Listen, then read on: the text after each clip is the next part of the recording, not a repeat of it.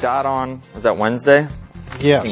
Runs together. But Chris Dodd has a bill taking aim at the Fed. The overhaul bill that he proposes would reduce the role of the Federal Reserve. However, Congressman Ron Paul has been on that crusade for some time now, calling for more transparency at the central bank. He joins us this morning. Congressman, great to see you. Hello. Thank you. Nice to be with you this morning. Let me start with, you remember Treasury Secretary Geithner, what he wanted to do? He wanted to vastly, I guess, embolden the Fed in a lot of these areas and give them more power. What was your initial reaction to what he wanted to do? Well, it was terrible. Because I start with the idea that regulations won't solve our problem. So now in Washington, the only choice is who's going to be the big regulator. So it's not much of a choice for me. But I certainly don't want to give the Federal Reserve more power. So I don't like it when Geithner says give the Fed more power. And so I'd much rather have somebody else do it, even though I think that's not going to solve the problem. Really? So the Dodd bill, which sets up a lot more different regulators, although there might be a single one, you don't like that one much more? Oh no. See, the problem is we have a flawed system. We have artificially low interest rates. We have the lender of last resort. We have this horrendous moral hazard in our system. Instead of correcting the problems and changing policy, what we do is we say, well, we can tinker with the symptoms with regulations, and that even further interferes with the market forces. We need the market to work, and we have not allowed the market to work for many, many decades. Interest rates are always artificial. Too big to fail is there. There's always the lender of last resort. As long as you have that, regulations will not solve the problem. Take, for instance, after Enron went down, we immediately passed Sarbanes-Oxley. We didn't have enough regulations. Well, it had nothing to do with it. Where did some of the companies go then? It was too much regulations. They had to leave this country. So I would say that we've embarked on the wrong course, and whether you put the regulations in the Fed or outside the Fed, it's not a whole lot different, but we certainly don't want to give the Fed more power. It's much more easily for the Congress to assume the responsibility of oversight if it's outside the Fed. For some reason, up until recently, the Fed was sacred. You weren't even allowed to ask questions, let alone get the answers. And now, of course, the momentum is in the direction of even the Fed ought to be transparent. And I think that, of course, is very important. What's your bill? You got how many co-sponsors? And do you still like your bill, or is it? I saw somewhere that you said it's already been gutted. Well, the intention is, at one time they said they would put it into Barney Frank's bill. It never actually got in there. So the plan now is to get an audit put into the bill, but it will be a pseudo audit. It won't amount to much. We have 309 co-sponsors, and we have all the Republicans on the bill, as well as about 130 Democrats. So it's very, very bipartisan. There's been a national poll, which I'm surprised that even there would be polling on this subject. I would have never dreamed it a couple of years ago. But 75% of the American people say, yeah, we should know what's going on in the Fed. So that's 75% of the electorate saying that we should do our job and look at the Fed is the reason why there's well over two-thirds of the members of Congress supporting this bill. This bill would pass tomorrow if we brought it up under suspension, but the powers that be, the Fed is working frantically. They're editorializing. They've hired a lobbyist. They do not want us to know what they're doing. And they use all kinds of frivolous arguments why the Congress is not allowed to know what they're up to. What makes you so confident, Congressman, that the GAO is competent enough to audit the Fed reliably? And what do you make of those who say that Congress already has the right to ask lots of questions of the Fed? They do it every time the chairman comes to the Hill.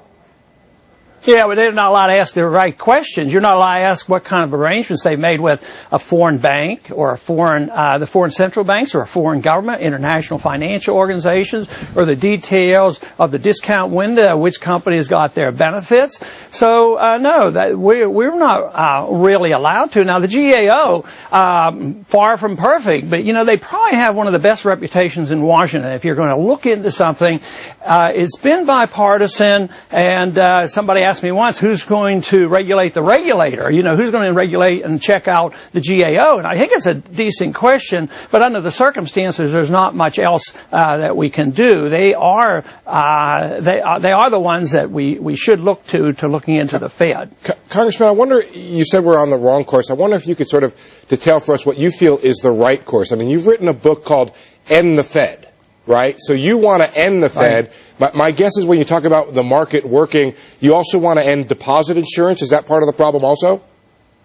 Oh, sure. I think deposit insurance, immediately people say, oh, my accounts won't be insured. No, they'd be insured by private companies, and each and every individual bank would be monitored instead of having massive bank failures and financial crises in each and individual bank. Can I just ask? It would help. Can I just ask you, you've seen the pictures of the 30s, right, when we had runs on banks, right? Is that something that's acceptable to you, that people should be afraid they would lose money in the event of a bank failure? Well, if you had private insurance, there wouldn't be, but the bank runs as a consequence of Fed policy. The Fed's been around since 1913, but their first crisis came from the inflation for World War I, and we had the Depression of 1920-21. It lasted about a year. But back then, they didn't believe that you should bail out everybody and pump more credit into it. They allowed the liquidation of the malinvestment. They allowed the debt to be eliminated and then go back to market interest rates and go back to work again. But today, ever since the Depression, though, Hoover and Roosevelt set the standard along with Keynes. Keynes is really the individual we follow, and it's not a market phenomenon. We don't have market interest rates. We have guarantees that people are going to make mistakes. We have guarantees that we're going to have too many houses. But what do we do now? We had a program where both Congress and the Fed encouraged the housing industry. Finally, the bubble burst, which so many of us predicted would happen. So what are we doing in Congress right now? We're trying to stimulate housing and to keep prices up. What we want to do is let the prices of houses drop, and we don't want to stimulate anything. We want the prices to adjust. We want these houses that were overly priced to get low enough so poor people can buy houses once again. But no, we come up with cash for clunkers and all this silly stuff here. We have no confidence whatsoever in the market economy. And just one more thing, which is that when you talk about the right course, if I'm not mistaken, you want to go back to the gold standard. Is that the right way to run monetary policy in your opinion? No, but I'd like to go forward to a commodity standard. There were a lot of flaws in the old gold standard because there was a bimetallism, fixed price between gold and silver. It's still on the books. There's that gold and silver is legal tender, and we ignore it. If you use gold and silver as legal tender today, you go to jail. There's nothing in the law that says a Federal Reserve note equals $1. We can't even define $1.